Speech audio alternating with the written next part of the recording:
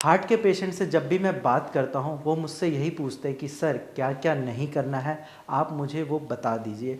क्योंकि करना क्या क्या है ये तो हमें पता है, जैसे कि एक्सरसाइज करनी है, योगा करना है, साथ में आपको ऑयली फूड अवॉइड करना है। ये सारी चीज़ें तो उनको पता होती है और सारे डॉक्टर्स बता भी देते हैं, लेकिन क्या नहीं करना ये ज़्यादा इम्पॉर्टेंट है, ये उनको कोई नहीं बता पाता। नमस्कार, मैं doctor Himanshu Parashar.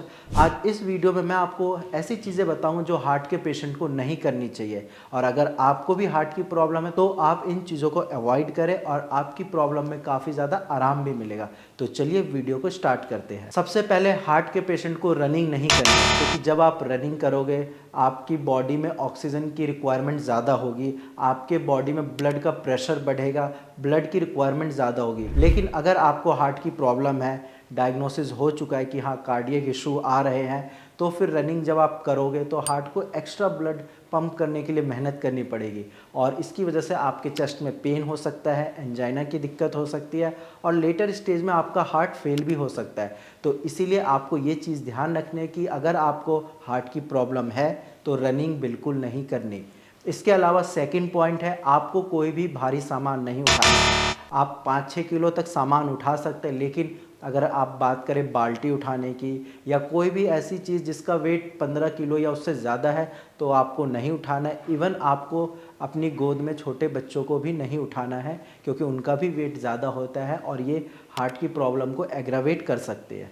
Next point है, हार्ट के पेशेंट को किसी भी चीज़ को पुश नहीं करना है जिसका वेट ज़्यादा है। यानी कि आप ये समझिए कि अगर आप अपने घर में फर्नीचर को पुश कर रहे हैं या फिर कार को पुश कर रहे हैं या किसी भी व्हीकल को पुश कर रहे हैं, तो उससे आपको एक्स्ट्रा प्रेशर अप्लाई करना पड़ता है, और वो प्रेशर जब आप एक्स्ट्रा लगाते हो आपकी बॉडी एक्स्ट्रा काम करती है, वहाँ पे एक्स्ट्रा ऑक्सीजन की रिक्वायरमेंट होती है आपके ब्लड में। तो जब ये सारी चीज़ें मिलती है तो एक हार्ट पेशेंट के लिए काफ़ी ज़्यादा कॉम्प्लिकेशन हो जाता है, और वहाँ पे उनको चांसेस होते हैं कि सडन हार्ट अटैक आ जाए या हार्ट फेलियर के भी चांस होते हैं। नेक्स्ट पॉइंट है, हार्ट के पेशेंट को कभी भी गुस्सा नहीं करना।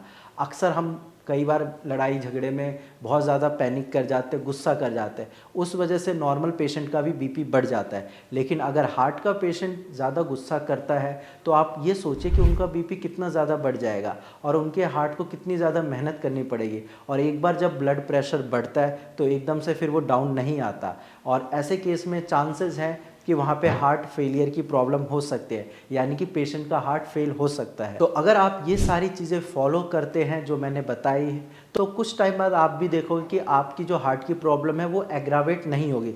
लेकिन बात वही है कि आपको अपनी प्रॉब्लम को ठीक करना है, तो ठीक करने के लिए आपको मेडिसिन की ज़रूरत पड़ेगी। बाकी जो मैंने चीज़ें बताई वो आपके मैनेजमेंट पार्ट में काम आएगी। अगर आपको भी हार्ट से रिलेटेड कोई इशू है, चेस्ट में पेन होता है, या फिर आपको एंजाइटी की दिक्कत है, या हार्ट सही से पंप नहीं कर पा रहा ब्लड को, तो आप डायरेक्ट नीचे दिए गए नंबर पे कॉल करिए, मेरी टीम से आप डायरेक्ट बात करिए।